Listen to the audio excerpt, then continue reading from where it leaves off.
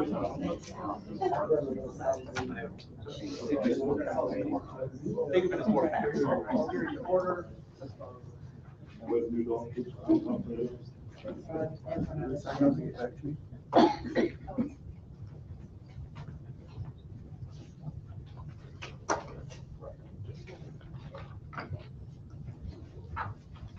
so we had a motion to come out of closed session. All in favor, say aye. Aye. Opposed? Okay, so we are moving on to the public hearing on the 2022 district tax levy. At this time, I will call that hearing to order and take roll call. Volkers? Wilson? Here. Wilkins? Here. Lucky? Here. Gamma? Here. Brombo? Here. Engelmann? Here. And moving on to the description of the proposed levy. The levy has not changed much from what I shared with the board and the community last month. There are two inconsequential changes, well, not certainly inconsequential, but changes of note. Let me pull this up here for a second. So the two changes are, one, I added another bond. We have 3 outstanding bonds, 2 of which we will levy. 2019, 2023, we will abate those, so those will not be computed into the overall tax rate for the district. The second one is we were going to update our risk management plan, which allows us to offset some salaries using tort money for administration, facilities director, and nurses. We are going to increase that levy from $350,000 to $365,000. In addition to offsetting salaries, it pays for the school resource officer, it pays for supplies and materials, as well as our insurance, our health, life, safety insurance, our all of that stuff, workers' comp is all coming out of that. So that is a small increase. Overall, we are looking at a tax rate with anticipated bonds of about 4.5, 4.6, which is in par with what we've done in the past.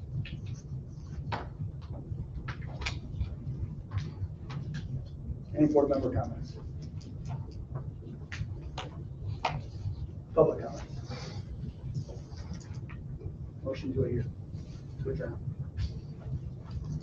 So moved. Second. Okay, we have a roll call vote. Who seconded? Yeah. Engelkens? Yes. Brombo? Yes. Damoff? Yes. Lucky? Yes. Wilkins? Yes. Wilson? Yes. And Volkers? Yes. Okay, moving along to the approval of the agenda. I'm going to make a recommendation that we amend the agenda to take under old business flip block presentation and move that into communication and public comments under the Morrison FFA alumni. Okay. Do I have a motion for the amended agenda? All in favor, say aye. Aye. Opposed? Okay, moving along to the approval of the previous minutes. Motion to the Board of Education approves the minutes of the November 27th, 2023 meeting as presented. So moved. Second. Any discussion? All in favor, say aye. Aye. Opposed? Okay, moving along to the consent agenda. We have the district bills as of December 18th, 2023, the building activity reports, the non-certified personnel recommendations. We have 1 resignation, Dolce, Yes. Eastland, a paraprofessional at Morrison High School, and then a hire, Emma Sitzmore, 8th grade girls basketball coach at Morrison Junior High School. Do I have a motion? So moved. Second. Any discussion? Not to put you on spot here, but put you on spot. How are we sitting with all of our junior high basketball coaching? The girls are We we only have closed? 7 through open. We have 1 grade open. Okay. I talked to someone in my office who might be interested in doing that. Excellent. We're hiring one tonight. All right. Roll call? Volkers? Yes. Gilson? Yes. Wilkins? Yes. Damoff? Yes. Brombo? Yes. Engelkens? Yes. Lucky? Yes. Moving along to the communication public comments. We have no unofficial but we have 2 presentations. So I will let Alex come up and talk about the greenhouse.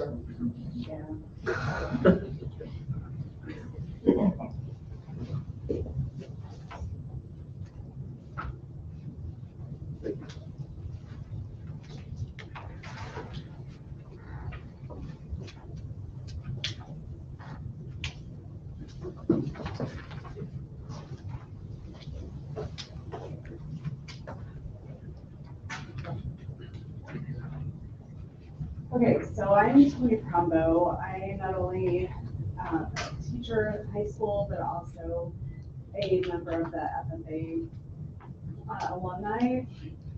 And I know that Alex has talked to, I believe, Mr. Vance as well as Mr. Mills about interest in raising funds to implement the greenhouse, not just for the high school, not just for the ag program, but for the entire district to be able to utilize. And as a previous FFA advisor and ag instructor, I can tell you, I mean, the classes and things that we can put into this and experiences that these students can get, not just the high school, but all the way down to the elementary, would be pretty beneficial. So if you look on this first page here, we have the area that we're looking at is on the south end where most of the football parking occurs. The reason why we've selected that location is because that location has the most direct sunlight, majority all year round. We don't have any obstacles as far as getting sunlight directly to it. That means that even in the winter months, heating would be lower cost because we have during the day, that sun really heats up those greenhouses even in the winter time. And so that would be a benefit from having it there. If we were to put it in back of the school, there's just a lot of part of the day that we would not get sunlight because of either the tree line or because of shading from the school building itself. And so it's not going to be as efficient or economical to place it there, which is why we've made the proposal for what we have. We are looking for an area to have it kind of potentially reserved of about 30-foot width and possibly up to 60-foot in length in that area. The reason why is so that later on, if it ended up being very successful and we were to raise additional funds, we could potentially expand. Yep. That area. Right, and so those bushes you see there, that's don't look good at all. We would pull those out, and so that would be the area where that greenhouse would conduct culture in. It's a perfect location because just on that end of the building, on that lower level, there is a door. So it'd be year-round, it'd be easy access for students to go out that door into the greenhouse and back in. Plus, in that location, if students from other schools were to utilize it, whether it was from the south side or from the middle school, or even if kids were bused down from north side to utilize it, it would be easy access for pretty much anybody to utilize that space. So when you look at this, you're looking at the average parking space is about 10 by 20 foot. So really, we're only talking about taking up about what would be equivalent to like 15 spaces. So it's not going to be a huge disruption for, parking. There's plenty of other parking areas, in between the middle school and elementary and other places that people could potentially park. And the benefits, educationally wise, in my opinion, outweigh a few parking spots. For classes, educational uses, and potential fundraising that go along with a facility like this, dedicated space in the greenhouse, we are planning on trying to get a grant that a percentage of that greenhouse we would utilize throughout the year to grow like fresh lettuce for the school district, maybe tomatoes and other vegetables that our district can utilize as well. That would be a good way to even get those elementary kids, even health, nutrition. There's so many different classes that could utilize that for so many different purposes. And so having that would allow us to possibly get a sizable grant from the USDA to be able to utilize that. During the winter months, if we were to continue that, we can sell those vegetables at a farmer's market. Anything else could be donated to like the local food bank, which again would be a benefit. Kids could get volunteer hours if they came in and helped water, harvest those fruits and vegetables, and we continue to grow them throughout the summer. Potential new courses on content that could be offered or taught by having a greenhouse could include but are not limited to greenhouse management, horticulture, floriculture, food sciences, hydroponics, and aquaculture. There's also grants like we would decide eventually to include aquaculture or hydroponic systems. There are grants out there for us to get money for those systems, which would really be a great system to utilize for allowing students to see what other growing means that there are other than just in the field. And as we move forward, looking in the next 25 years, as populations increase, land decreases, that has become, food security is becoming more and more of an issue. For cross-curricular courses that could benefit health, nutrition, biology, obviously ag sciences, even business. So if you were to have like plant sales or do some fundraising type of things, you could invite business courses to come and kind of help do the marketing and the planning for the business end of it. So it would be a really good way for more than one classroom to be able to work together to do that cross-curricular between different classes. Natural resources is another one, but also other ones could include like art classes. So if they are wanting to be able to look at or draw detail in flowers, different things like that, that gives them some of those potentials as well. Diversity would allow for mentoring of other students at the elementary and middle schools, can involve students by county to help with planting and watering with general ed kids. I can tell you when my natural resources kids did that front landscaping area, we had invited by county to come and do planting with us. They had so much fun. I mean, it was a really neat thing for them to be able to do. All of our pathways in the greenhouse would be handicap accessible, not just for them, but for any students. And I just feel like that would be a really good way though to include them and would give them a good way to learn some of those life skills that would carry them post their graduation as well. Fundraising opportunities, again, farmers market. If we were to grow produce, like in the summer months, we could go to farmers markets. Spring plant sales, I can tell you from an individual who has participated in those, they are usually very successful, selling not just fruits and vegetable plants, but also flowers, flowering plants, hanging baskets, things like that. You could also look at potentially doing like mom sales in the fall or other types of things throughout the year as well. And a lot of those funds could be utilized to maintain and purchase future supplies for this facility. And the FFA alumni would help with future fundraisers and grant requests as well. Is there any questions over any of that part of it? Okay. All right. But like I said, from somebody who does have a master's in ag and has taught ag, I can tell you having a greenhouse is a really neat experience. They can do things in a greenhouse that they just can't do in a regular classroom. Like I said, possibly having an aquaculture system. Eventually, like they can learn how to raise tilapia and how the fertilization of that water can be utilized to fertilize, plants in a hydroponic system.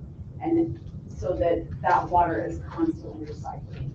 So there's sustainability as far as that goes, as well as not everybody's going to live in a rural community like this forever. So that gives them some background and being able to go into an urban setting and be able to carry those somewhere else too. Yep. All right. Okay, so on to the actual greenhouse itself. So like Ms. Brombo had said, with the FFA alumni, we had kind of dreamed up a plan of what can we do for the school district that would further agriculture, further our students, and further our school district. In looking around at other school districts, most of them have a greenhouse.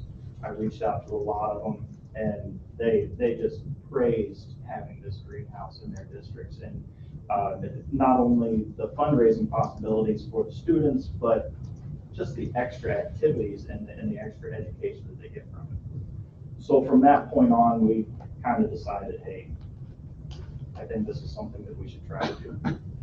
So, you know, we reached out to Ms. Brombo about taking over on the greenhouse side of it. She already teaches the plant science class. It would be perfect for it.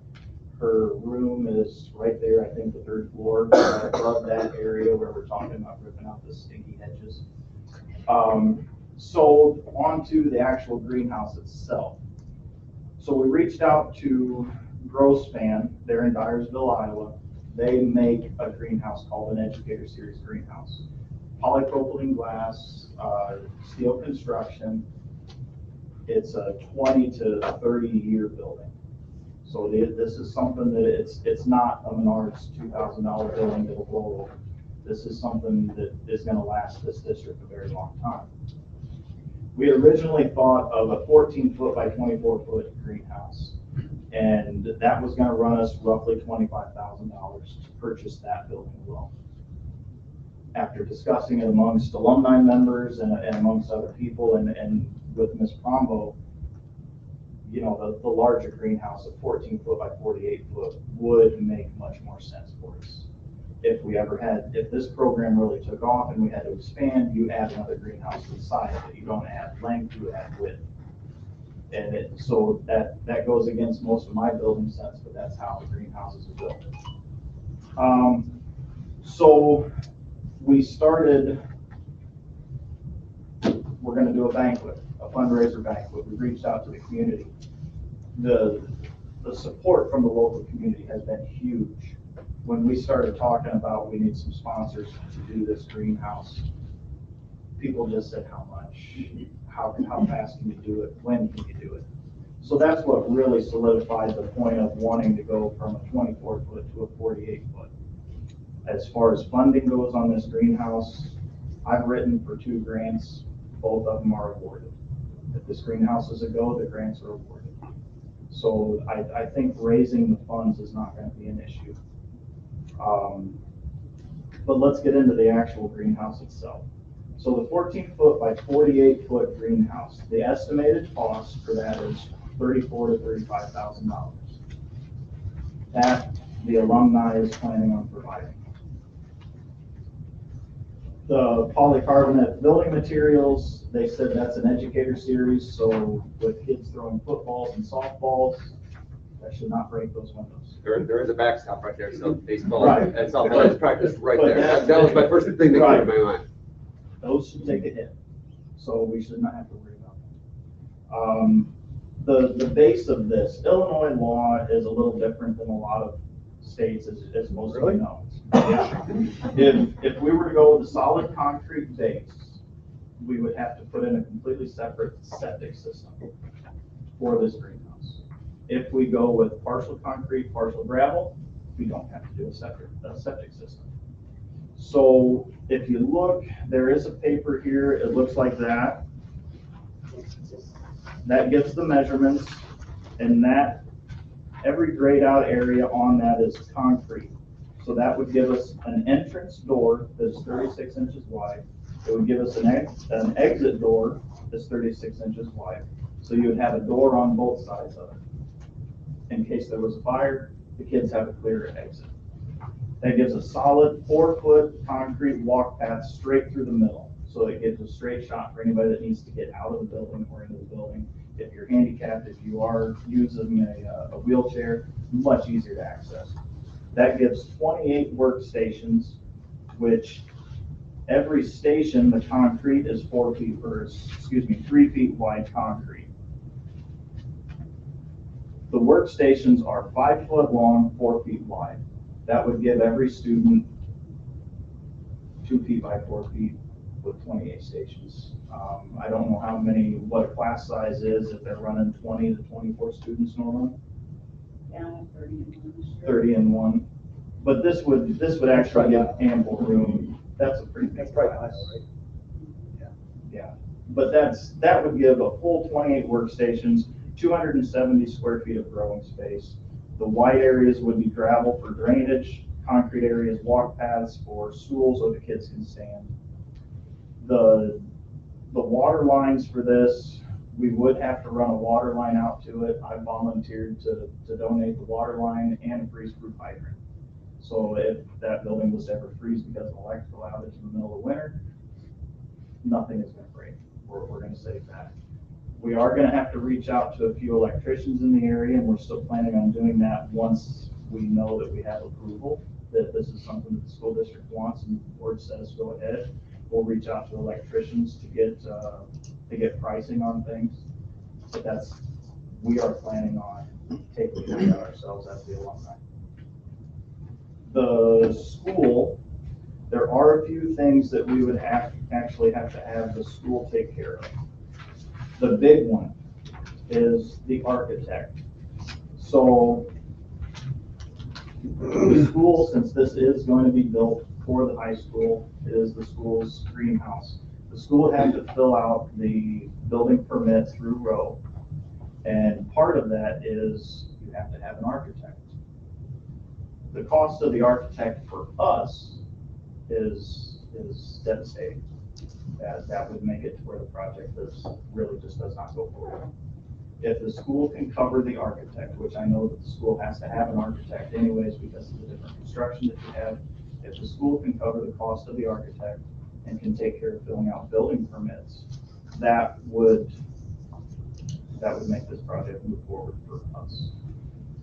Monthly expenses, electric and water bills, that would have to be on the school district. Now, as Ms. Promo stated, they can grow things to provide money if there is something needed for that. We were really hoping that those kind of funds could go back into the program to new seed, a better watering system, better tables, things like that. Can I ask you a question? Yes. When you said electric and water, do you have any idea what the average cost would be for something like that?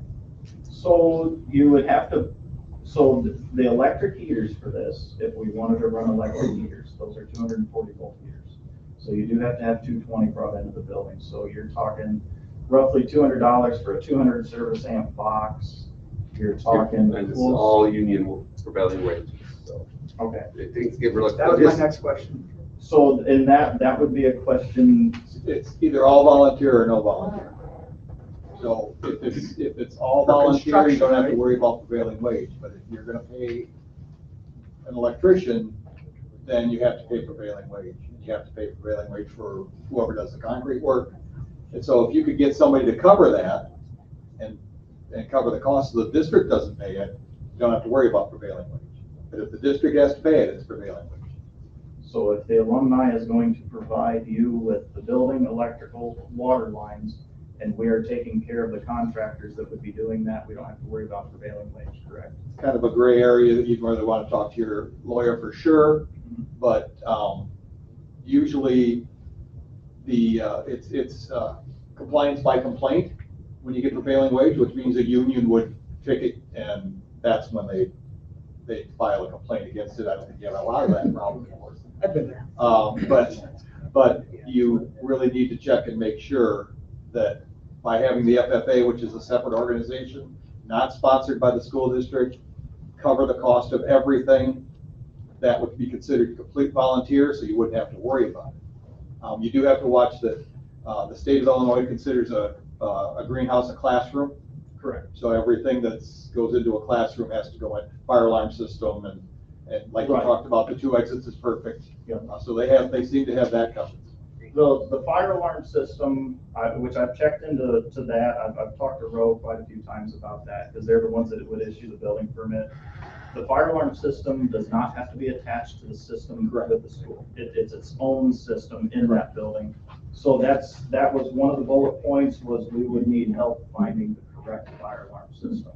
So if you guys have Permar or whatever the fire alarm company is, we would need a contact there that we can talk to, this is the proper fire alarm system that you would need. I do know that it has to have pull alarms, so a pull alarm by each door. Those are very simple, but you have to have the right system to be compliant. So yes, I would like a point of contact at the school district moving forward, that we want this person in charge of making sure that the things are done correctly. Ms. Wilkins, as far as your question, the cost of a 200 amp box roughly runs $200.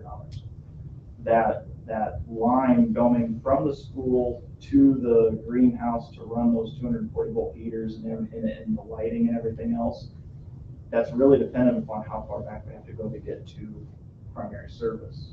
But it could run roughly $600 to $800 for that electrical line itself. That's not placing it. As far as the plumbing line, that's being donated by me, so we don't have to worry about that, but that's actually relatively inexpensive. You're talking $400 to $500 worth of plumbing expenses to get water to the building. What's the cost of it? Yeah, Okay. I understand in regards to the construction, but I really, for maintaining it, Right. paying the additional electric, the additional water bill. So for water, I don't live in town. I don't know what your normal water bill is. But for watering those stations, greenhouses hold a lot of their moisture. So I really couldn't. I'd be more concerned with the electrical The side. electrical An insulated side. building's gonna be, So, and like Ms. Promo stated, when the sunlight hits that building, it really warms it up. The electrical, the reason that we had chosen electrical to go with it, and we don't have to, was to get away from the carbon monoxide detectors and the extra cost of running gas. That was the main point of that. If we do run a gas system, then so be it, but you still have to cost of natural gas to keep that building. I I just know electric is pretty expensive. So- Yes, and it's always gonna be. I know. But so is natural gas, it's gonna go up too. It's a wash between the two sometimes. Alex, is there a way we can put an LP tank in? We can just donate the LP. So the LP tank would have to be dependent upon the school if they would allow to have an LP tank that close to the school building. Because then you're talking a couple 110 Right. to run the furnace, and then the LP can just get donated. I'm just Right. thinking about cost efficiency. Well, yeah, no, That's what I think. right. But the other thing is, we just put a meter on it and somebody paid a monthly fee. Right. At the end of the day, I don't think that's worth arguing over. Right, No. right. The biggest problem I see with an LP tank is you have a separate LP tank sitting near the school. Yeah. And that would be the problem with that. Is there anybody opposed to me continuing to work with the FFA alumni to move this forward? No. I want more information. I have a lot of questions that I want to get to know. I can probably answer the majority of your questions. No, actually, I know, well, one of the things is, yeah, I understand handicap accessible. I believe a handicapped person can get it down here. Yeah. I would bet it doesn't meet handicap code. ADA compliance is 36 inches. But with all the turns and everything else, I've got into this some stuff. And we need to make sure that I hate to build this and then it not be. And the architect, when he signs up on the building permit, Right. will have to review all those things. But it's just, you don't want to get too far ahead on one side without the other. And there's just a lot of things. What part of that do you think is not compliant though? So that I can bring that to someone because I'll do that tomorrow. I just know turning radius, the area needed necessary for a wheelchair. So anything over 200 feet long has to have a 5-foot station for someone to step into and a 200-foot run. We're only 48 feet. But just So the overall turning. Right, but we had the ADA compliance, that's why I wrote it up that way. Okay. The other thing is the greenhouse manufacturer is very well versed on Yes, their greenhouses and what how they're set up. So if we do have questions, get them involved. They But I'm not, can- yeah, they can I just, answer. there's a lot of, They're very good at what they do. And they'll answer all our questions, and rightfully so. Yeah, that's why the 36-inch door comes standard on this to make them handicap accessible. But we did check that out. What's the timeline? What are you looking for? I would like to see it started in the spring. Construction start. Construction started. Is that with factoring in the banquet stuff too? Are you ready to go ahead? Are you ready to move forward as is? Factoring in, the banquet is to be held February 24th.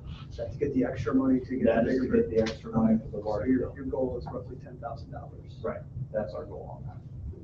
And if we can meet that goal, then we can get started on it, which one of the grants is pending board approval.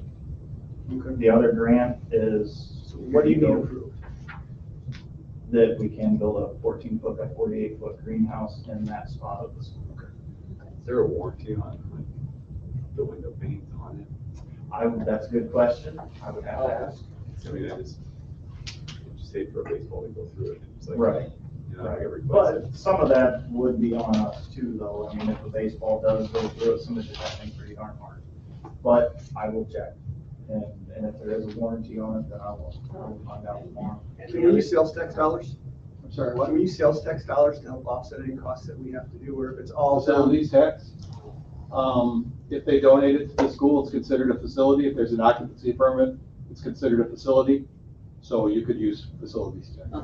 Yeah. And there will have to Probably be an looking at- occupancy. you're probably For looking maintenance. at further lighting. Yeah, you're gonna need to introduce some lights around that, just like parking lot lights. Right, some exterior lighting. It does have to have exit signs at both doors. It does have to have lighting in case of power failure But at you're both gonna doors. want lighting outside Yes. to I for was safety wondering if you reasons. need too. Yeah, exterior lighting would be nice. Would you put a security camera on it? That would be up to the school on that. It'd be a good But idea. it would be, yes. So, I mean, there's quite a bit in this package that we gave each of you. If you guys have any kind of questions, you can email us at the FFA alumni. I know that you have our email address. We do have that banquet coming up in February, that there is a flyer for that. Help us spread the word if you could, please. And we would love to sell all of your tickets. Why don't you, can you send me that flyer in a PDF and I'll send it out on the Facebook page? Yes, I'll get that sent Send out. that to me now. But if, I'll email it to everybody. Yeah. any other questions? If you think of them, put them in a package, send them to me. If you think of it one night, just send it on the email to me. We'll get it answered for you. I will find out exactly on yours for the handicap accessible. But, I mean, with architect, we'll have to look over, I mean, there's just, there's a lot of things that, right. So does that go on a vote for next month or gonna go forward or? how? I can do that. I want to, I'll talk with Tim to see what the actual language is going to be. I don't think we're giving them, I don't know if it's an easement or. Right. Yeah, Alex was just asking timeline, and I did not have an answer for him on that, so. Right. As far as I getting the know- official, you have verbal approval from everybody though, so. If I have verbal approval, then I can put a down payment on the greenhouse and that will lock in the price. Because if we don't lock in the price this year, it could go up by a couple $1,000s for next year. so I'm not there yet. There's just too many things, unknowns that I have to process, so I can't. But I have to know those unknowns to be able to answer. I know, yes, I know, I can come up with a list of questions, everything else, I just can't come up with it in my head and say in 10 minutes, yeah, this is the best thing for the district. So you need to, so to lock in the price, it's December 31st. Yes. So let's do this. But we have to give payment to them by then. Okay, so let's do this. Let's go ahead and you guys all think this over and I'll send an email out later this week and see what a straw poll would look like. Does that make sense for everybody? Sure does. And then if it's overwhelmingly, 5-2, 6-1, 4-3, whatever, I can give Alex tentative approval to go ahead and lock that price in. Sure. All right. Thank you. Thanks, Al. Thank you. Thank you. How many of you are FFA alumni, just by the way?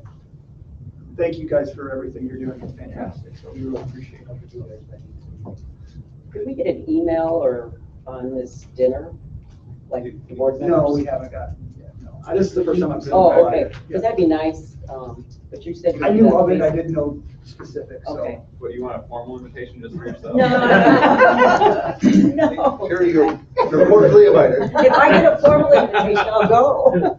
Yeah, they want to get most of their stuff through Facebook. Oh, good. Their number one So, tool. Yes. All right, Bob. All right, well, first of all, I commend the FFA for doing their homework, because as former regional superintendent, there's many times that I came upon a school building in an inspection that had a greenhouse that I didn't know anything about. And they couldn't put kids in it because it wasn't compliant. So you guys did a great job. And also, I have a 3-season porch in the back that's got a southern exposure, and I have natural gas to heat it so that the kids can play out there. And I turn it on at 5 o'clock in the morning when I let the dog out, and by 10 o'clock, it's shut. You can pretty much shut it off, because if it's a sunny day, it's going to heat up. So it's not going to cost as much as you think. It's not like heating a house. So the reason I'm here, and I've got, I don't know if any of you don't know me. Unfortunately, most of you know me, but unfortunately, most of you know me. But I'm Bob Songrath. I'm former regional superintendent of schools. You want to go ahead and pass those on? Yes. Michael, Do I get extra credit? Yeah. Former regional superintendent of schools, but what a lot of people don't know is that when my career started, I was a fireman for the city of Sterling. I graduated with my degree in education, decided to become a fireman. I was a volunteer fireman first. Became their fire inspector and public education officer after that. 10 years in, I fractured my knee in a house fire. Many of you know my son, Ben, that taught here. My wife was pregnant with Ben when I came home with a large knee brace on, and ended up having to leave the fire department, went back into education. And the way things worked was eventually going into the regional office and becoming the kind of the expert on health, life, safety for the state. And I did that until 2 years ago. And then a year into my first retirement, the state board called me and said that the Health, Life, Safety Department was demolished by retirements and people leaving. So since I knew the codes, could I take it over until they got people in? So May of that year, I took over, got some people in July. I think we revamped it. I think if, Scott, if you've had any amendments going, they go in and out within like a week if everything's in there, as opposed to going in and out in a month or two. So we kind of use some common sense. After a year, a little over a year, I said I don't need to work that much. I want to be a grandpa. And so I have, Ben's got a 6-year-old and a 1.5-year-old, and my daughter Jenny, who's also a teacher, has got a 2.5-year-old. We babysit them Monday and Wednesday for Brady, the 1.5-year-old, and Monday, Wednesday, Thursday, Friday for Rayleigh. I'm really refreshed today because I had an 1.5-hour nap this afternoon with Rayleigh on my chest. It was great. Outstanding. So while I was a regional superintendent, they asked me to become or get on a committee that would allow secondary locking devices in classrooms. I hated them. No way. Didn't want them at all. Said, as a fireman, I don't like barricading doors. I always had conflict with the police department about barricading. How do we get in? So, but I said, okay, that means I need to be on that committee. So what we compromised with was, okay, as long as you can get in from the outside with a special key or some tool, then you can do that. Then you can have a secondary locking device. Because what I found out was barricading the door, a first responder couldn't get in because the door's barricaded. And teachers are taught, don't open that door for anybody. And if the teacher is wounded, you can't get in to do any triage. You can't get in to help the wounded. You can't get in to evacuate. So with the run, hide, fight, the part of it where the hide is that they barricade the door. And if you the barricading devices that people have come up with are amazingly stupid. Especially as a first responder, you can't get in, or they really don't work that well. There's 3 that are approved. You can see them up there on the board. The top one in the left-hand corner is called Night Lock. It's been around a while, and there is actually the reason that we had that committee formed, because they started selling it at the school board convention before it was legal. And so a state senator wanted to make it legal. And so my holdup was, how can we get in from outside? So they have a device that's like a big coat hanger. They slide under the door and you pull it up and that pops that thing out of the floor. Then FlipLock sent me their information and said, can we sell this device? I said, nope, you don't have any way to get in from the outside. So they redesigned it. And so while I was at the state board, they approached the state board and the state fire marshal's office, and they decided that they went through all the requirements. Now, the state board and the state fire marshal's office does not recommend anything, but they let you know that they meet all the law. And FlipLock is one of those 3 devices that meets the law. The first one is the cheapest one that I talked about. You have to drill holes in the floor. One of the biggest problems is that we find now that they've been in a while is right there where it goes into the floor, gets waxed over, and kids get dirt in it, and then when the teacher really needs to put it in, it doesn't go in anymore. It's that I've used that device, it works, but as in a panic situation or under stress, it doesn't work. I mean, it's harder to get it underneath there, get it to flip up and get out. The one in the right-hand corner on the left side, that one, that is safety bolt. That's a pretty good one. It just sits right on top of it. It only works for lever-handled ones, and it's also very expensive. And it works with that big device on there. Kind of works like the hotel room, where you deadbolt the door, and then when you hit the handle, you get out, it unlocks it. That's how that one works. The Night Lock one, or the Night Lock one, is about $70, $80 a piece, and you have to install it yourself. And then the safety bolt one is more like $600 installed. The FlipLock, I think, fits right in between. And I'm not a salesman. I'm here because I believe in the product, and they pay me mileage, which for this one is 65 cents a mile for 28 miles. So I'm not even going to turn it in. It's not even worth the pay. But this is had to do a little bit of consultation with them, because in Texas, evidently doors swing in classrooms, so their device swung in, and that doesn't do any good at all in our classrooms, because our classrooms have to swing out. Yeah. So this one, this is the device. This mounts on the side of the door, and then the door shuts. Somebody can come up, all they have to do is move it over, and it locks into place. That's a barricading device that you can do easily, and it withholds 600 pounds of pressure. It's 3 times as strong as a deadbolt. And then you use a special key. This one's a generic one, but there's one that they designed basically for Illinois. Slide it in, you flip that up, and it unlocks. So a first responder can get in with this key. This key will fit in a Knox box. I usually advise if you do it, make sure that it'll fit in the Knox box if you decide you want to buy this, because you want this in the Knox box. The problem with the Night Lock one is that coat hanger thing, it's somewhere in the building. They don't know for sure where it's at, and they don't carry them on rigs because they're full. Yeah. So this fits right in the Knox box, and you can have 15, 20 of them. So these are about $250 each, and then they install it. They install it for $89.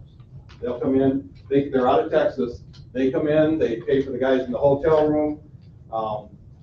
They'll come in on a night, and they'll do it over the weekend.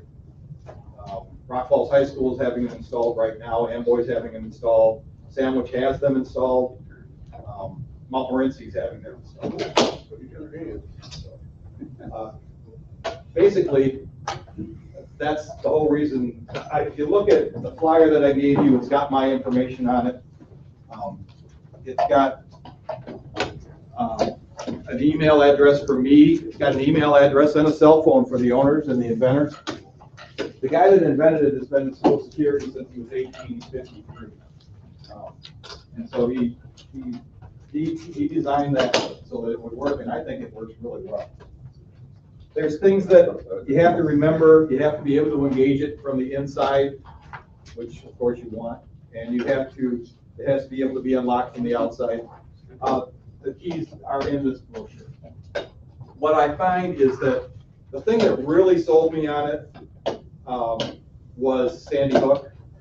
Most of the kids that died in Sandy Hook, the door had to be locked by the teacher, and it was a substitute teacher that didn't know where the key was. And so she heard it all. They shut the door, put the kids into a bathroom, and the guy came in and was unasked. Even a substitute teacher can very easily see that, and the kids know it. Through the drill, they know all you have to do is flip that over, and your door's locked, even if the door itself, the handle isn't locked.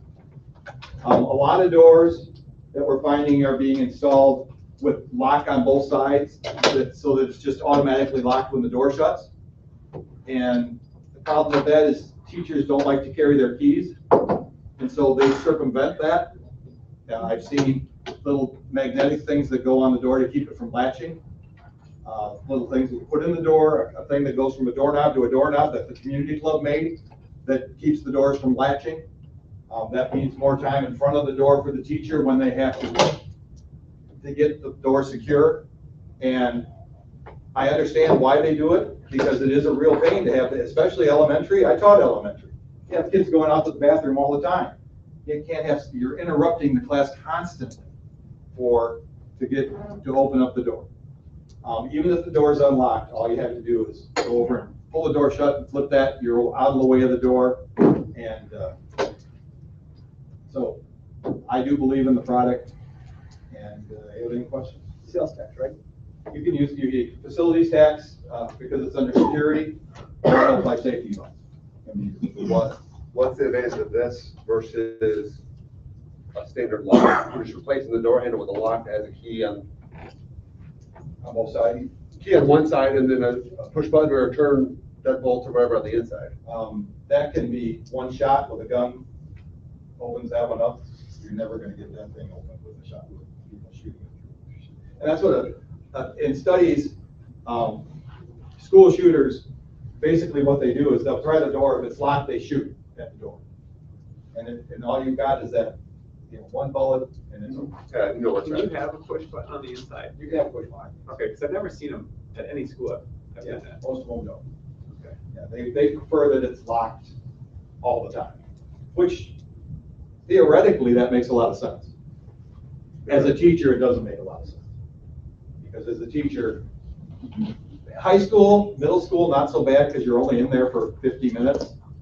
And then there's a passing period, the kids can go to the bathroom, but elementary, it's a royal pain for that door to be locked.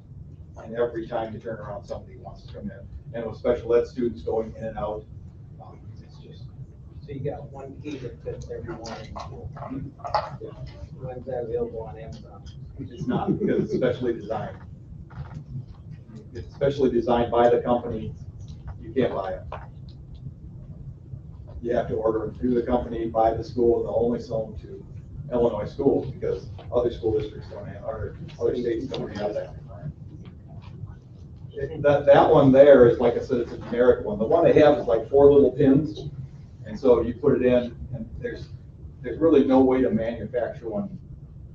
Do they have more than one type of key? Like, if say Fulton had the same thing as this one, It's the would same- we get the it's same pretty much key? the same. We get the same key for it. Like, it wouldn't be made. Not made specifically for your school. Made specifically for Illinois, isn't that what you're But it is saying? for Illinois. Okay. Because the first time they had it, the first one that came out, you can get in there with a screwdriver and you could open it up. And so they said, oh, okay, so they redesigned the whole thing. So it's much more secure. And they give you 5 keys, so you can have them in the lockbox, and then the administrator can have them, the head custodian can have them.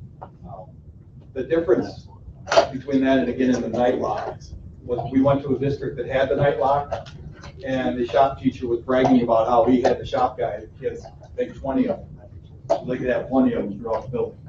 Well, that's true, but then the kids also could make them for themselves, and anybody could get in.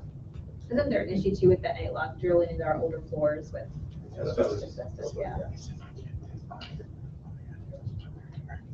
So, Any other questions?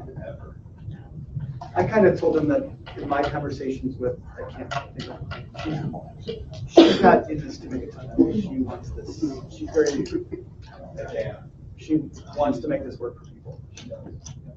And if you would really want to, she said to go ahead and put her personal cell phone. And John is her husband, that's his personal cell phone. And they answer. And I will too. Any other questions for Rob? You're gonna get fined? Hmm? You're gonna get fined? Yeah, I know. Shoot. I got it. I left Rotary. I didn't even think about that. I'm president this year. Scott said, can you come? And I said, yeah, it's white elephant. Thanks, Bob. You bet. Yeah, thank Yeah, you. thank you. Don't feel like you have to stay either. Don't worry, I won't. Appreciate your input on everything else. All right, good news from around the district, sorry. Yep. For Northside's good news, I just wanted to say thank you to my kindergarten and first grade teachers. We have no music teacher. And Wednesday, first grade did their Christmas program, and today kindergarten did their Christmas program at high school. Thank you to the high school for allowing us to do it there. But in a time where we can't find a music teacher, we were still able to have Christmas programs for both grades, and attendance was fantastic.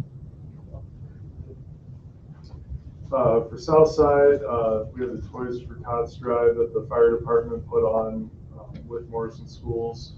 They were able to collect toys for 83 kids from 32 different families, so it's really positive. And then our Kindness Club, this Wednesday, we're heading up to Northside. We're going to read some Christmas stories to the younger kids, so we're really excited about that. In addition to the notes,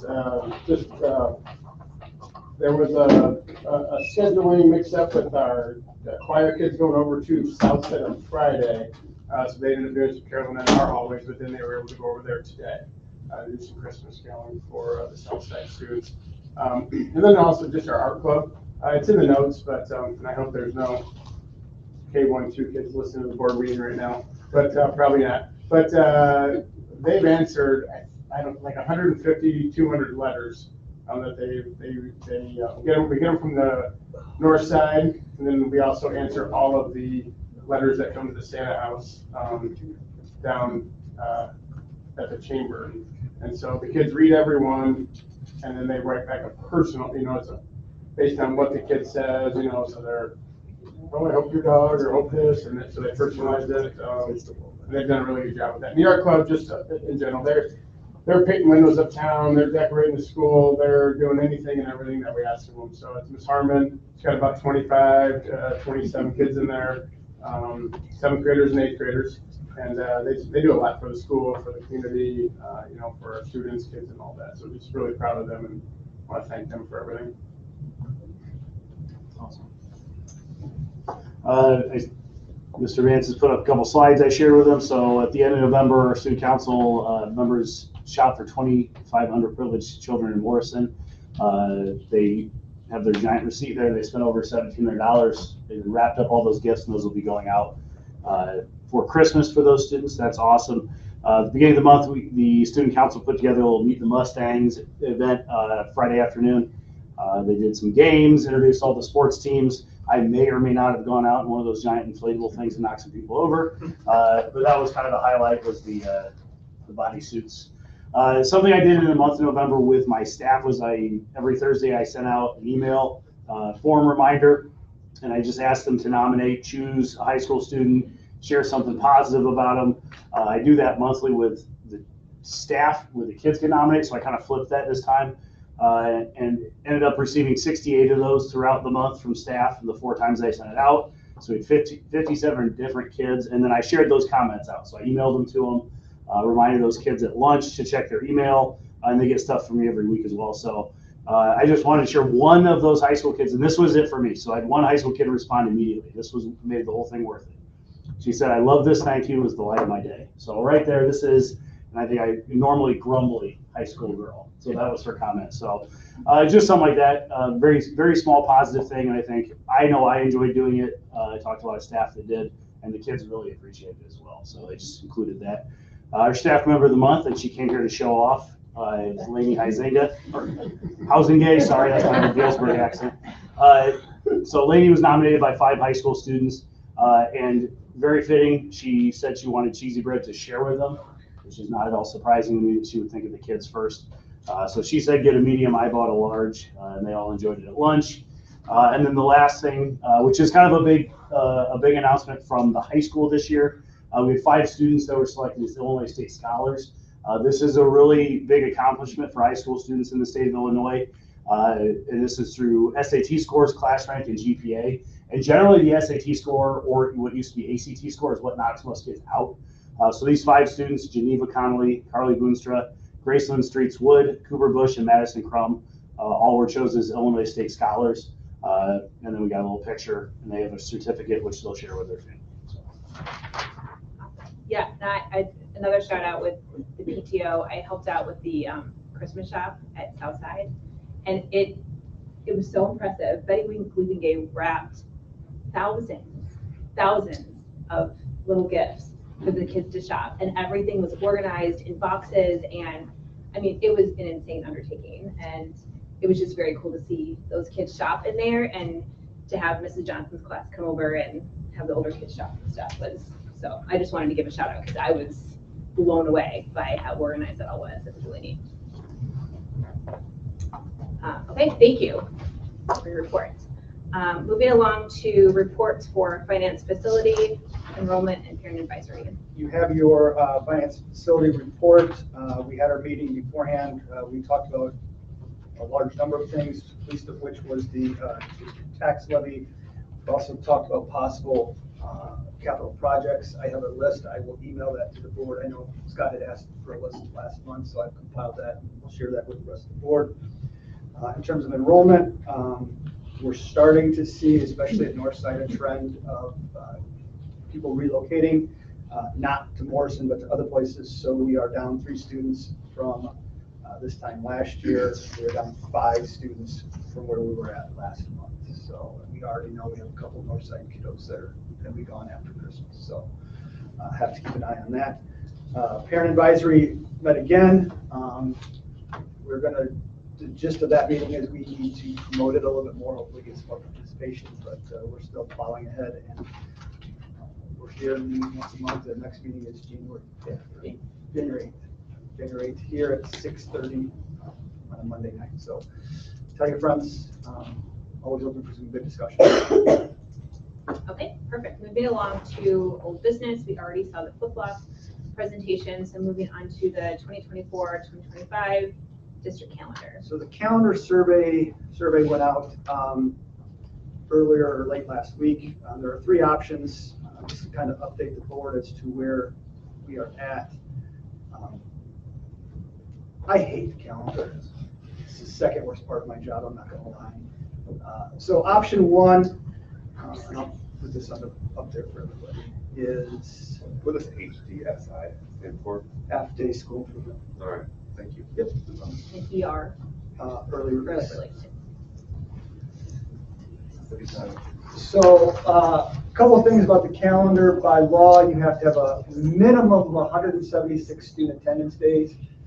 You can have a maximum of 4 teacher in-service days, and then you have to have 5 emergency days. So the total calendar needs to be 185 days at a minimum. So looking at that, we play around with when we start, when we stop, how long do we take at spring break, at Christmas, do we take a full week like we did at Thanksgiving?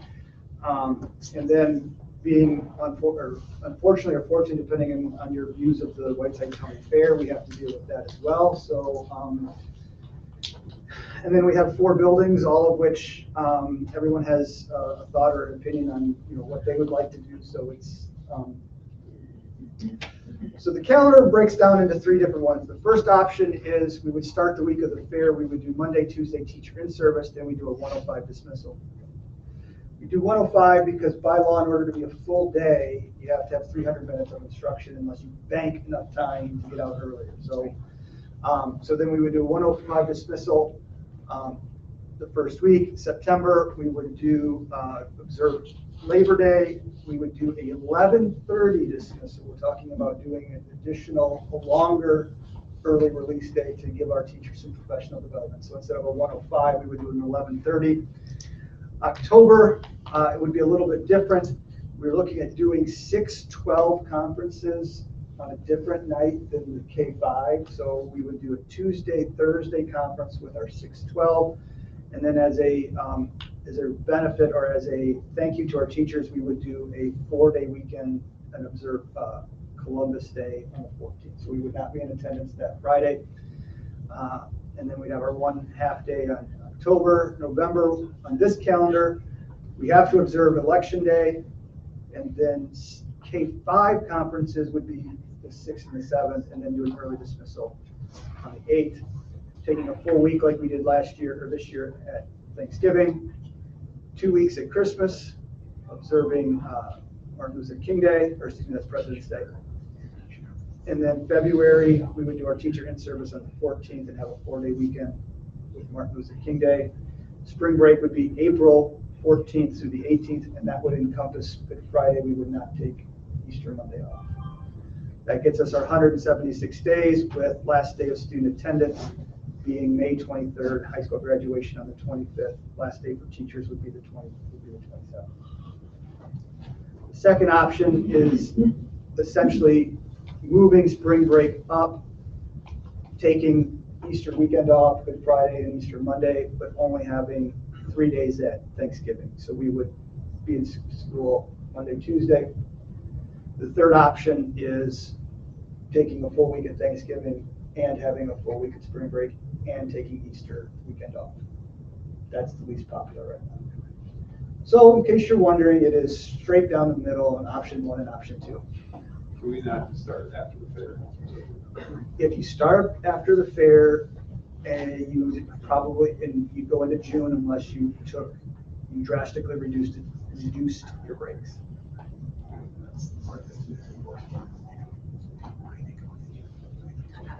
I'm not a fan of that either. I like a spring break. That's actually nice. How many teachers are like at the I can question. High school, there's a few. There's more than high school. You have your people doing it. I don't think it's as intrusive as. I don't know. I think it's more than like 9 for the kids. Yeah, that's your first week of school. You're trying to get kids back into school. Then you got kids. So it's kind of hard to get started there. Yeah. And the elementary like the early release days because it allows them to get them back into things and procedures and things like that. There's vastly different opinions depending on where you teach at. If we did a teacher in service on Thursday, Friday, that means we'd only have 3 days to fiddle with. Somehow fit in there. So 3 days ain't bad. If you did, yes, you'd have to add 3 days to it. Which would then, if you kept it, you would be the end of May with no snow days. You could reduce President's by like 1 day or something like that too, I guess, but. What if you did option 1 to go 2 of the days for Thanksgiving, but those start on a Friday at the beginning? That'd be great. Wouldn't that be nice? You There's could see your any kids for 1 number day. You of can recover combinations you can do. on Saturday, Sunday. This is why I hate it. So I will tell you from the alumni side of this, I was against starting school on Fair Week. I'm glad that you start school on Fair Week. Because, and it's not to keep the kids away, but it's because it makes it so much easier for us to get in contact with those kids for the things that they do at the fair. If you notice the amount of kids that work at the fair, whether they be on the FFA, the ponds, the cheerleading, all the other clubs that work at the fair, they use that time at school in the mornings to set up their volunteers. So keep starting school. I will also, You'll never make everybody happy. I will You can't also control kids otherwise. point out that I think in all these options, we are not observing Veterans Day. Which we don't typically. Historically, we have not observed Veterans Day unless, and this is not to be disrespectful to anybody unless it falls on a Monday or Friday. Take that day off in the middle of the week was. But I think a lot of the schools did special. Special presentations. Yeah, we set so- By up. law, if you don't take it off, you have to do a presentation. Oh, I thought we were just that great. No. No. We are. So that's where we're at with the calendar. Like I said, it's right straight 50-50 and then like 51 option 3. So I don't Letter know. and I were Veterans Day. So send us. from a philosophical standpoint, I would much rather take both Veterans Day off than Columbus Day. But With the street teacher. So- that's an update on the calendar. Okay, moving along to the WAC travel. So Mr. Mills has looked into the possibility of allowing kids to drive from, instead of taking the bus. There's an updated letter, I think, in your board packet, managed by Tim Zollinger. There is, anytime you do anything, there's a liability issue, so, you know, his recommendation as an attorney is not to do it, but they say don't do anything ever. So it's. How many schools around here do it? About half of the schools, I checked on this before the last meeting, let you guys know, about half the schools in our conference, which is roughly kind of the area. The conference moves more towards the Quad Cities, but still roughly the same. About half of them allow students to drive or require them to drive and don't even provide. Which ones allow or require? Rock Ridge and Sherrard, Orion requires driving. Some of the, I'm trying to think who else provides transportation and doesn't let them drive. Because we let them drive if they set it up ahead of time, but basically require them. I think Sterling allows them to drive because they're close enough. P-Town, Erie. Yeah, so those are schools that bus. The ones at the end there, those are the smaller schools that have less kids. We have 44 kids, so we would still run our route independent of kids driving on their own, because that also is a special route too. So we run numerous things in that. I'm not gonna lie, it was disheartening kind of to hear the attorney's advice, but like Mr. Van said, they're gonna advise you not to do anything. So everything's liability. Like I was hoping for him to say, yeah, go for it, but I guess that's not what he You said said. there's 44 kids? Yes, signed up for us currently. So do you have an idea of how many would? If I let them drive based on the kids that ask to and or their parents make up reasons for them to drive, probably I would say 10 to 15 would drive. So So we about still a have to third. take a big yellow bus.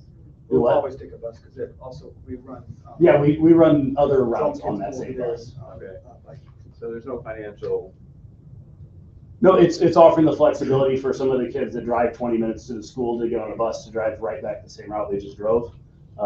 It's simply that. It's the ease and the flexibility for families. It's a need, like I said, when we first started this year, I didn't want to do this at all, but it's become apparent through family requests and through the kids for certain situations that it's something that I would like to offer for flexibility. There's no financial gain.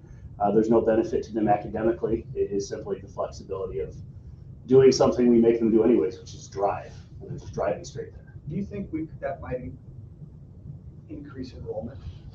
It could. I don't think it's going to take it down because No, we don't it's a have benefit. a- It could be, there could be kids. I mean, they come back for a third hour currently and they go to a study hall. They miss first and second hour entirely, but they're signed up for classes. So yeah, I mean, it could get more kids into it if they have that. Like I said, there's kids that live closer to the Whiteside Area Career Center than they do to school. And it's just driving to us first to go back. right? The only problem I see is kids will, I don't know, do you have kids coming to school late because they stop at Casey's and get pizza? There's always, that's a reality. I don't know that that's a problem. So they're coming back for a third hour and going to study hall. They come back 5 minutes later. Now, I'm, like I said, not naive enough naive enough to think I have remote control for a bunch of high school kids. So yeah, they're always going to do things like that. We did things like that. Well, fantastic. I did. So yeah, that's a reality, not a problem. When I send 44 kids to a vocational class, some are going to stop at Starbucks, some are going to swing to McDonald's. That's a reality of living in Morrison. As long as you're willing to deal with it, that's fine. Yep, every day, right? Any thoughts about just requiring them to show proof of insurance before we allow them to drive? I think that's a great idea. So I think actually Mrs. Wilkins brought that up last time. I wanted to make sure they're compliant with all rules of the road. And that actually was not something that the attorney got mentioned, but I think we could include. I kind of typed that into the letter a little bit. I think we be more clear about that. We could definitely, I would say, involve. We do have an SRO. If he could be one, just to maybe be involved in that, so we make sure we have vehicles that are up to code. Because that's the thing is we're sending kids out in these. They have no seat belts or they have no airbags. We don't know any of that. Not saying we have to be in control of that, but it's maybe not a bad. I don't know. I mean, at least show them proof of insurance. That way, it's their vehicle's insurance. Why not a release from the parents? Yeah, and that's the other thing. Anybody under 18 has to have their guardian sign that, and all that is laid out that they met that and they're doing it. And his advice is if the student's over 18, they can sign in addition to their guardian. I think Lady could just check all the insurance and make sure they're up to date. Sure, I'll do that. No, I think there's a lot of options to make sure we do it correctly. And obviously, I think my hope was to move quick, but I have no issue with you guys asking questions and wanting clarification, because that's the stuff obviously I didn't think about. So I think we can just continue working. Awesome. Thank you, guys. Sure, thank you. The teacher vacancy grant update. Unfortunately, we haven't had anyone meet the qualifications that are necessary to partner with Room Board to get that expedited elementary certification or special ed certification. So we're kind of pivoting here and using some of the money to give what we're just terming retention bonuses for all staff members. So what we're looking at, and I discussed this with teacher advisory last week, is any teacher considered a hard to fill position, which would be special ed, math, science, speech language pathology, those hard to fill positions as defined by our current CBA would receive a $1,000 check at the end of the year, not to compound their salary annually, but just kind of as a bonus. And everybody else, unfortunately, does not include counselors, will just receive $750 check. So, is there a reason that we're giving some more than others besides hard to fill? No, it's hard to fill. Thank you for staying. PE's hard to fill too. You know, you could argue that too. I'm just going on. You certainly can. These are the really, really hard to fill. Yeah. Hard to fill baseline. There's certain, that's when the states say there's certain categories of jobs that are considered those hard. They may have something. I haven't They seen do anything have officially. something, yes, yeah, they do. So I'm just going by what the current CBA says. So we can hammer that out in March with negotiations. But yes, everything is hard to fill. Some just a little bit harder than others. Okay. Memo of understanding with the Morrison Support Staff Association. So this was an item last month, but I wanted to make sure Rick and Laney and I were on the same page, so I'm bringing it back. So the motion is the Board of Education approves the memo of understanding with the Morrison Support Staff Association regarding the use of sick leave. Is there a motion? So moved. Second. Discussion? You roll call this? No, it doesn't cost money. Okay. So all in favor, say aye. Aye. Any opposed? Okay. Moving on to the 2023 district tax levy. All right, the motion is the Board of Education approves the 2023 district tax levy as presented. Do I have a motion? So moved. I'll second. Any discussion? Okay, roll call? Engelkens. Yes. Trumbo. Yes. Gamble. Yes. Wilkins. Yes. Wilson. Yes. Volkers. And White. Yes. Okay, moving along to new business. We have the Morrison High School schedule. I wanted to begin a discussion. This is something that originated with my school improvement team. I know it's come up at the teacher, the district level teacher committee with Mr. Vance. And that was the idea of going to a block schedule, going back to a block schedule. I don't know what your guys' background is with that.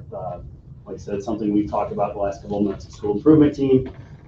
My background in that, so you know, when I started teaching, I taught on the block. I've never as a student been a student in a high school classroom on a block schedule. I actually didn't know it existed until I started studying it in college.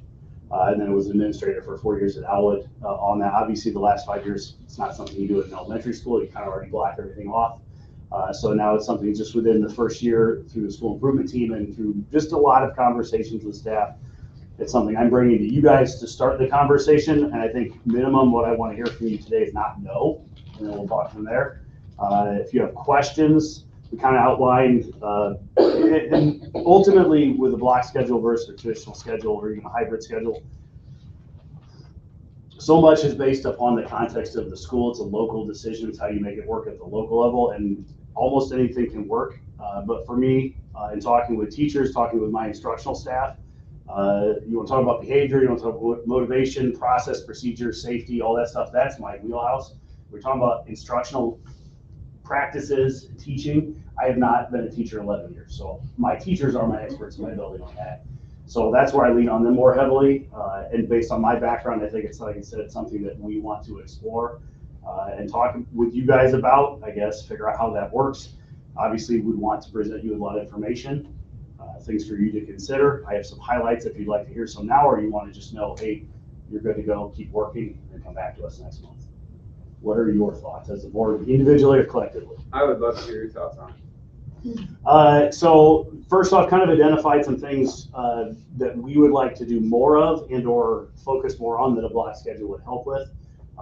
It would offer a little more flexibility in scheduling. The current schedule is limited for a number of reasons. Staffing is one of them, which would have to be resolved on any type of schedule. But we would have more flexibility within a block schedule. You have 8 classes as opposed to the 7 kids currently have, because you have 4 each day. So beyond that, it would add, like I said, more courses for kids, which would allow them to go deeper into classes. And then one of the big things within longer class periods is you can generally get into more intense activities in a longer period of time. There would be more opportunities, and this would be something that would have to be done through some professional development. Is how you break up those class periods, not just into long lectures of 86 minutes. We all, or some of us did that in college. That's no fun. Breaking into multiple activities where the kids can have sometimes everyday guided practice with their instructors. Something that's built into our current schedule to deal with some of the guided practice is study halls, which give you time to work, but they don't give you the individual you need to work with. Whereas a block schedule gives you that teacher that you may need to help with for a longer period of time. It does line up better as our students move into that junior and senior year into college classes, dual credit classes, vocational classes. It's also more like a more traditional junior college or community college or 4-year college plan where you're going to be in class every other day as opposed to every day for short periods of time.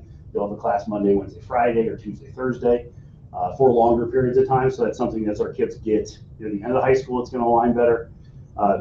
It also would increase the chances for opportunities for credits and classes because they're over 4 years. They're going to get 1 additional class each year that they can take. And that's something that you would have to kind of waterfall in. You don't make your seniors flip over their graduation requirements their senior year, but ultimately you're going to increase your graduation requirements too, which sets that bar a little higher, which is a good thing. Like I said, the increased vocational opportunities because we can match up longer class periods with extended, whether it's vocational time, job shadowing, mentorship, things they can go out in the community and do. In a 47-minute class period, it's really tough to send kids out for anything. So we have to block off, like I said, 3 classes for WAC. If we send kids out on a block schedule, you're looking at 86 minutes, an hour and a half in reality to accomplish that, which works a little better. And like I said, over 4 years, they're going to add a class per year into their schedule and have more classes they can take. So there are a lot of benefits. Someone on the other side of the coin can flip this sheet of paper over and come up and probably read the same things about a traditional schedule to you. So my point being that this is something that you make it work for your building and you wrap it around what you do as opposed to it's not a one-size-fits-all situation. If we were to run a block schedule, it would probably look different than the school 10 minutes down the road that's running a block schedule because they fit it to how it works in their building, their passing periods, their staff, their students, transportation needs, athletics, all of that factors into how you run a schedule, period. It's how we run our traditional schedule. We factor all that into it. So it would look very different than anything that you could have seen, but it could look exactly the same as maybe something you've done. Have any of you guys ever gone, I'm interested, I think it's more of a newer trend in the last 20 years, gone to school as a student? You guys did that? Did you guys do that here? I know we were. It's kind of a cycle. Howard was kind of in the same cycle when I was there previously. They moved off of it just like Morrison had. So what are you guys, so board members, what are your personal opinions as students? I never did. I taught. It was both. I went there, not Western Area Career Center, but it, yeah, absolutely helped with that. As somebody who went to college and engineered a lot of math, I thought, looking back at it, I don't think it's a good fit for math classes. Okay. I think it'd be for art. I'm just saying, like that. Yeah. That's my feelings. For some classes, absolutely, I think it is. And for other classes, yes, I agree that we have to weigh what's best for our district. Yeah. And it can't be just one set of classes. We have to figure out what's best for everybody.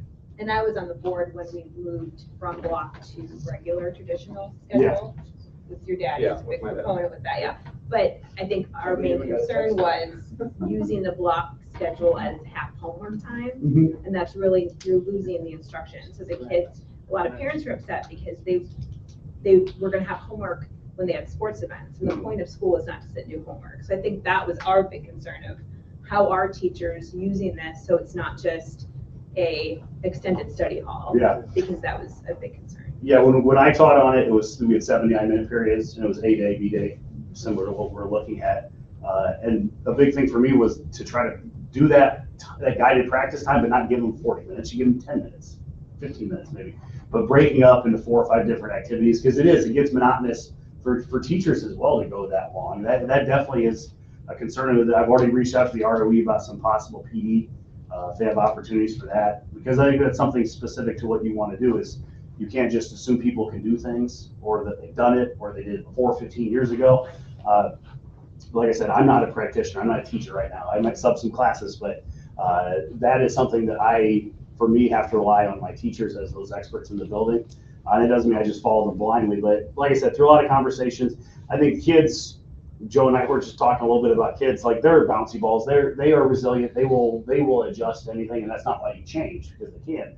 I think ultimately, the adults are going to be the ones that require the most, I guess, convincing. So, and I, like I said, didn't expect to come in here and to get a round of applause. I just wanted to start the conversation, like I said, and get you guys, like I said, just don't say no, and then we'll go from there. So the only question I have is, have you had any discussion, how many classes will the teachers teach a day? And that's something that we've discussed at SIT. That's something that's come up informally.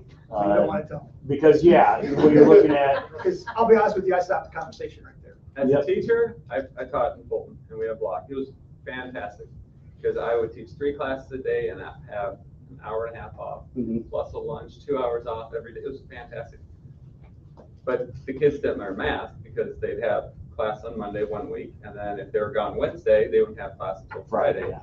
And their attention span is, well, maybe 15 minutes long. I guess I'm sorry. So, So and then- obviously that's a problem. and then if we don't have enough specials, kids aren't gonna find classes they're interested in taking because they're taking 8 a year. And I think a big argument is teachers want longer class periods, right? I wouldn't mind seeing going down to 6 classes instead of going up to 8. That way your classes are an hour long, you have it every day, and they won't run out of classes to take. There's also inequality in prep time between elementary, junior, and high school, and that's a pretty big difference. Yeah, That's well, a concern. kind of two horns there. So the first one with longer class periods, I get the idea of going down to 6, you offer less. Our kids really struggle to find, and I got to see this with this schedule. This is not a Morrison issue. This is a high school, small rural high school issue. So we really run out of things to offer. We're sitting down with juniors, second semester, or seniors going into their senior year, and they look at every class in the period they've taken them. I've taken all these classes, nothing left to take.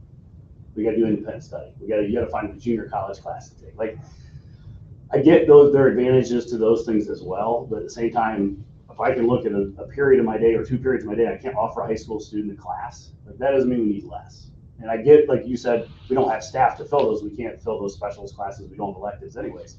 So it's not a singular issue. But yes, if we can staff it, I think this is the better way to go. I'm glad that you guys are open to discussing it. And yes, the prep time is an issue that always exists. I would just let you know, as a new teacher, I don't think I considered that for my first 4 or 5 years.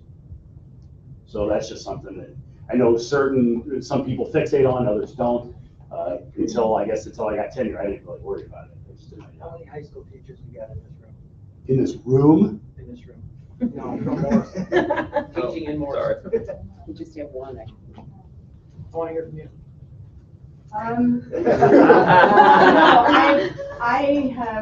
I've taught on both regular schedule, I've taught on block. As a science teacher, I can tell you, I definitely prefer block because I am lucky to get through a lab in the time period I have. Not only that, being able to possibly, let's say we are down, like we don't get a business teacher in. And so that's less electives. Even from a science standpoint, we have a lot of students that will take natural resources because they're not going to go to college or they're going to a trade. They don't want to take physics, anatomy, phys, or chem 2. I'm their only choice outside of a semester-long animal or plant science, and some of them have no interest in that, which I wish they would because I love those classes. But I also know that in natural resources even, I mean, you can only, like Francis said, they do have poor attention spans. And so they even get bored of that, even though a lot of the stuff I teach is we do a ton of labs and we do as many outside things as we can. But if they're not interested in the subject matter and we can't offer them more to choose from, I mean, after a while, like even in that class, I mean, they just totally tune out. They stop doing their work, they don't care anymore. And, it would be really nice to be able to, offer, like, I would love to do like forensic science, for example. I think a lot of kids would love that, or offer like 4 semester-long science classes, so if they can fit one in their schedule one year, but not another year, So, that, I don't mean to cut you off, but would we, with the same amount of teachers, would we offer more classes? Or would we have to hire more teachers? And these are things that I don't understand. so if we had exactly the same staff we have right now, and we are in a bizarre world, which it feels like sometimes, right? And we just flipped the schedule in a block right now, we would offer more classes than we currently offer. Because we'd have 8 class periods instead of 7. So, I've heard enough to keep them. yeah. Sounds good. So if you staff it more, then yes, you can offer more electives. But even with the same amount of staff, we'd offer more You offer classes. one more class. One more Per class. semester because you go from 7 to 8. So 100%. just by the math, that means teachers are gonna have less prep time. If they're teaching more, Well. And that was if the question you do we a asked, block I and didn't answer. Some schools teachers will get a planning period every day, so they get 2 hours off of work every day. That's their planning and their lunch. Some schools do lunch one day and then they do a planning and lunch the next day. So they only get a planning every other day. That way their planning period is only about 45 minutes every day on average. Here's what I would suggest is, I think there's enough interest or curiosity to explore this. So I would ask Mr. Mills and his team to do some sort of presentation or provide us with as much information as possible so we can continue this discussion. Because And I have some of your questions I wrote down, so some specific things to focus on. Thank you, guys. having gone through this argument the other side, it was a long that's always greener on the other side. Or could we get the historical data too?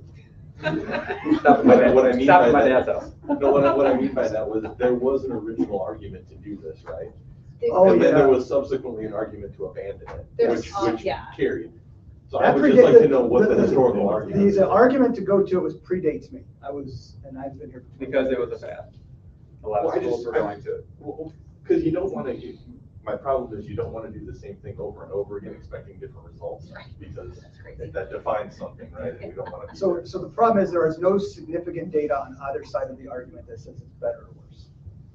It is, as Mr. Mills pointed, you make it work to your Right, to your right. needs. But they did that here one time. And that's what I mean, like, if there was anybody who has any sort of historical recollection. And we were trying at the time to share like a choir teacher between buildings, and it was hard with block scheduling to get someone over to the junior high. I mean, that was one of the arguments as to So why there was like some there was logistical problem. logistical things with scheduling and sharing teachers and stuff. So that was one of the reasons. It may impact both, because when we were on the block, we were in a different block. We were in the second block for a vote. Now we are in the first block. Right, that might have been part of it That was too. part of that Yeah. too, so. The only So thing I'm let's- going with is, he seems to be in tune with the school, Mhm. and if he's saying it, I'm on the list. Yeah, absolutely. That's fine, which is, so bring back some information, please. So you got your wish, they did say no. That's all I asked for, just don't say no. Thank you, guys. Yep. All right, moving on to the risk management plan. All right, so the motion is the Board of Education approves the updated district risk management plan as presented. Do I have a motion? Second. Any discussion? So the risk management plan is essentially a way that we are going to spend our TOR dollars. The only language that is updated, I went back and reviewed it, and everything is in line with, the verbiage is in line with what it's supposed to be. It's just updating the dollar amounts. As I mentioned earlier, maybe we use TOR dollars to offset administrative costs. Percentage of superintendent's salary, principal salaries are paid out of TOR, which means it's not coming out of the ed fund. Our district nurses, part of their salaries are paid out of that. Mr. Husenfeld's salary is, we pay our SRO out of it, we pay insurance out of it. So it is a way to defer costs that would normally have to come out of the ed fund. We can use TOR dollars for that. And so the only update is we just updated the salaries and the corresponding percentages, not percentages, total dollar amounts.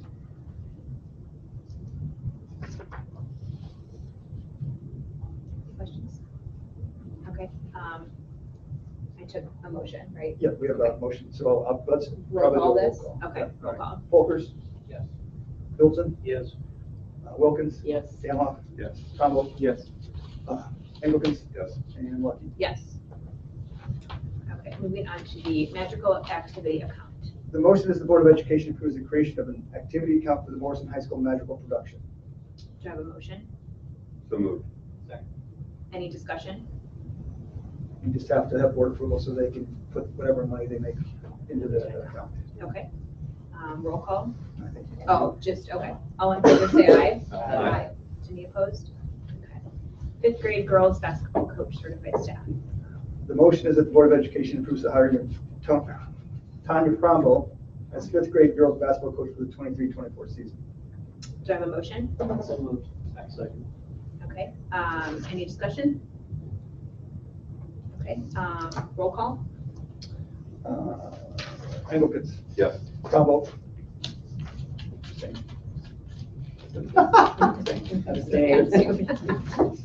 Danhoff, Yes. Wilkins, Yes. Stolzen. Yes. Folkers. Yes. Lucky. Yes. And I don't think we need a closed session, so do I have a motion to adjourn? So moved. Second. All in favor, say aye. Aye. All right, thank you.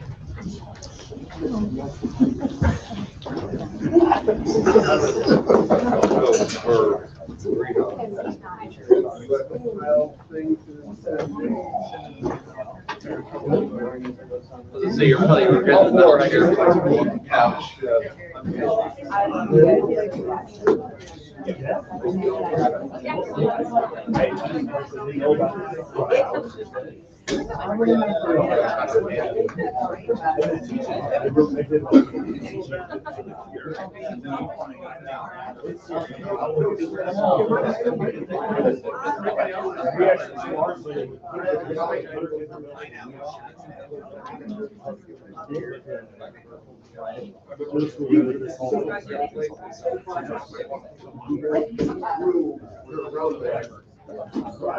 That one, I think, broke everything. I think it sent me on this from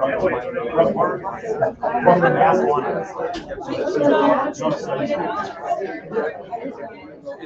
I remember having a first and stuff, and I drove that way from, regardless if it's a fire, didn't get out of building. Everything else I have, I sat down as well. No, I think it does.